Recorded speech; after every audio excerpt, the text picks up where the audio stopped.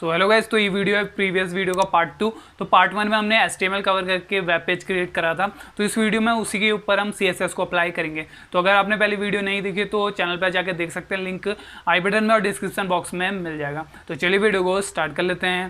So guys, previous video में हमने जो HTML फाइल बनाई थी, तो इस वीडियो में हम उसके ऊपर CSS को अप्लाई करेंगे और अपनी वेबसाइट की स्टाइलिंग करेंगे। तो आप देख सकते हैं ये हमारी वेबसाइट की डायरेक्टरी है।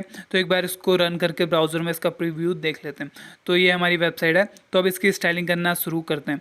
तो सबसे पहले हम एक मेटा टैग यूज़ कर लेते हैं, जिससे कि हमारे जो वेबसाइट का स्टेटस बार है वो थीम कलर से मैच हो जाए। तो इसके लिए हमारे पास एक नेम एट्रीब्यूट होता है, जिसकी वैल्यू दे देते हैं हम थीम कलर, और एक कंटेंट एट्रीब्यूट होता है जिसकी वैल्यू में हम जो भी कलर यूज़ करना चाहते हैं उसकी वैल्यू यहाँ पर को दे देते हैं। और एक बार इसको रन करके ब्राउज़र में इसका प्रीव्यू देख लेते हैं। तो आप देख सकते हैं यहाँ पर को हमारी जो वेबसाइट का स्टेटस बार है वो ब्राउज़र के ऐप बार से यहाँ पर को मैच हो गया।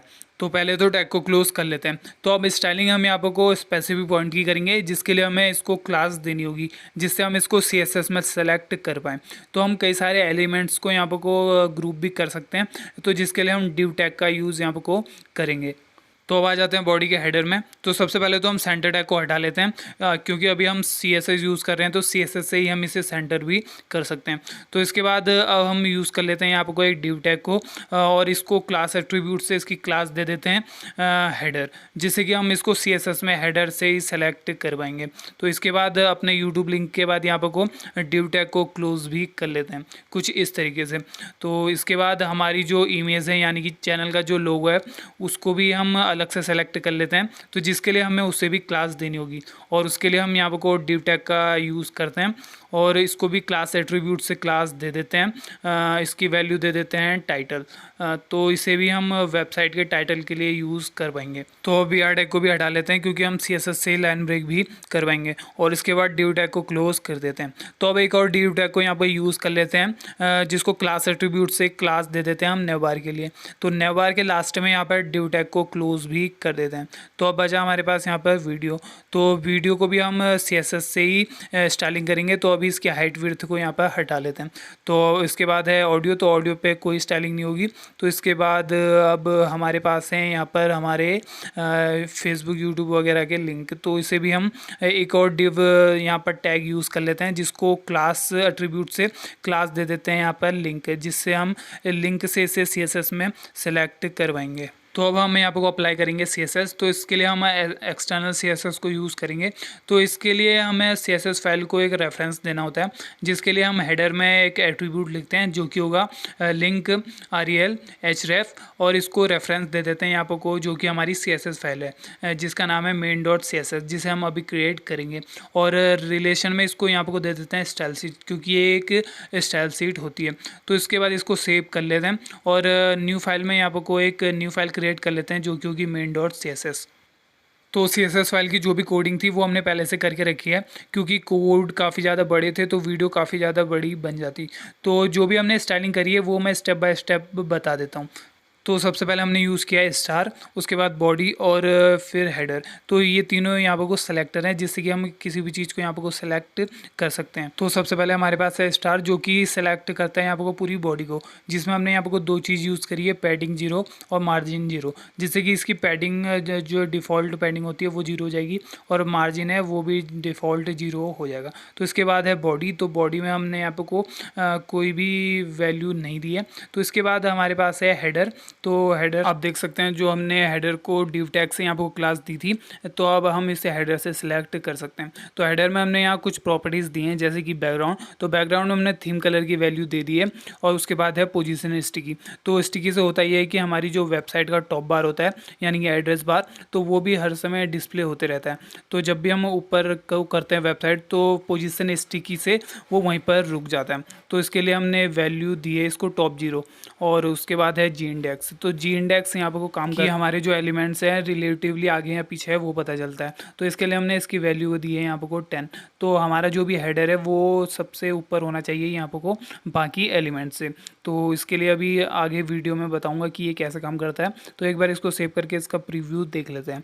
तो कुछ इस तरह से ये आपको देखने को मिल जाता है। तो अभी जो है वेबसाइट में हाइट थोड़ी सी कम है, तो स्क्रॉल नहीं हो पा रहा है। तो इसके लिए हम बॉडी में इसको थोड़ी सी हाइट भी दे देते हैं। तो हाइट यहाँ पर को हम 1000 पिक्सल की दे देते हैं। तो जी इंडेक्स का काम मैं आपको ये है कि जो भी हेडर है वो वहीं पर है और जो बाकी के एलिमेंट्स हैं वो उसके पीछे जा रहे हैं। तो इसके बाद जो अगला सेलेक्टर है वो हमारे पास वो है टाइटल। तो इसमें भी हमने कुछ प्रॉपर्टीज़ दी है जैसे कि डिस्प्ले फ्लैक्स, तो एक इससे फ्लैक्स बॉक्स बन जाएगा जो कि एक कंटेनर होता है CSS में। इसके बाद इसे कलर भी दे दिया है RGB वैल्यू में, पैडिंग भी यहाँ पर को दे दी है 20 पिक्सल की, और जो फॉन्ट है उसको भी हमने सैंस सेरिफ यहाँ पर को यूज़ कर लिया। तो जो भी आपको फॉन्ट की स्टाइलिंग की गई है वो कुछ इस तरीके से ही की गई है। तो अब अगला सेलेक्टर है नेवबार, तो इसको भी कुछ प्रॉपर्टीज़ दी है जैसे कि display flex justify content space around. तो इससे होता ही है कि सभी जो एलिमेंट्स है वो ऑटोमेटिकली स्केल हो जाते हैं डिस्प्ले में, और यहाँ पर को पैडिंग भी 10 पिक्सल की दे। तो अभी यूज़ कर रहे हैं आपको डिव ए को, तो ए को हम यहाँ पर एंकर टैग के लिए यूज़ कर रहे हैं जिससे कि हम एंकर टैग को ही सिलेक्ट कर पाएँ। तो इसके लिए डिव ए, और यहाँ पर टेक्स्ट डेकोरेशन को नन कर दिया है। तो इसमें पहले से ही कुछ ना कुछ डेकोरेशन होता है। तो फॉन्ट साइज को भी इंक्रीज कर दिया है, तो कलर भी दे दिया है इसको RGB वैल्यू में, और बैकग्राउंड कलर की RGB वैल्यू भी दे दी है। तो पैडिंग भी यहाँ पर को हमने दे दी है, 4 वैल्यू दी है हमने पैडिंग की यहाँ पर को, टॉप, राइट, बॉटम और लेफ्ट। तो इसके बाद बॉर्डर रेडियस भी दे दी है यहाँ पर को बटन्स को 20 पिक्सल की, और फॉन्ट फैमिली भी मोनो स्पेस दे दी है। तो एक बार इसको रन करके देखें तो अबाउट होम यूट्यूब का जो बटन है उसकी स्टाइलिंग इसी तरह से की गई है। तो अब जो हमारी हेडिंग है H1, तो सभी को हमने यहाँ पर को फॉन्ट फैमिली सैंस सेरिफ दे दी है, और जो भी सेंटर हेडिंग है उसको कलर वैल्यू दे दी है, और मार्जिन वैल्यू टॉप और 30 पिक्सल दे दी है। तो इसके बाद है अबाउट सेक्शन जिसमें भी हमने थीम कलर वैल्यू दे दी है। तो इसके बाद है वीडियो, तो वीडियो की हाइट को यहाँ पर को ऑटोमेटिक कर दिया, तो इसके लिए वैल्यू दे दी है ऑटो। तो इसके बाद है विर्थ, तो विर्थ की वैल्यू दे दी है 100 VW, व्यू पोर्ट विर्थ। तो HTML में हमने स्पेसिफाई कर दिया था कि इसकी जो विर्थ है वो डिवाइस के अकॉर्डिंग ये अपनी विर्थ ले लेगा।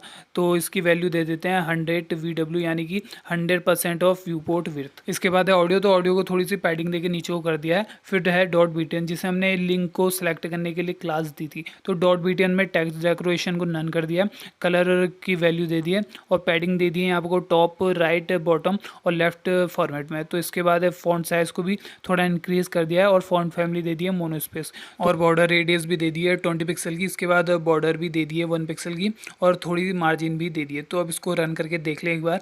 तो जो भी यहाँ पर लिंक के बटन है वो उसकी स्टाइलिंग इसी तरह से की गई है। तो इसके बाद हमारे पास एलिमेंट है लिंक, जिसे हमने क्लास दी थी सभी एंकर टैग को सिलेक्ट करने के लिए। तो इसमें भी हमने डिस्प्ले फ्लैक्स और margin top 20 pixel, flex direction column vertical करने के लिए। उसके बाद है जस्टिफाई कंटेंट फ्लैक्स स्टार्ट, तो स्टार्ट में अलाइन करने के लिए। फिर है अलाइन आइटम फ्लैक्स स्टार्ट। तो यही सब कोडिंग करने के बाद कुछ इस तरीके की हमारी वेबसाइट तैयार हो जाती है। सो गाइज इस तरीके से जो आप कंप्लीट वेबसाइट तैयार कर सकते हैं। सो आई होप आपको वीडियो पसंद आई होगी। वीडियो से जुड़ा कोई भी सवाल नहीं है सो हो तो नीचे कमेंट करके जरूर बताना।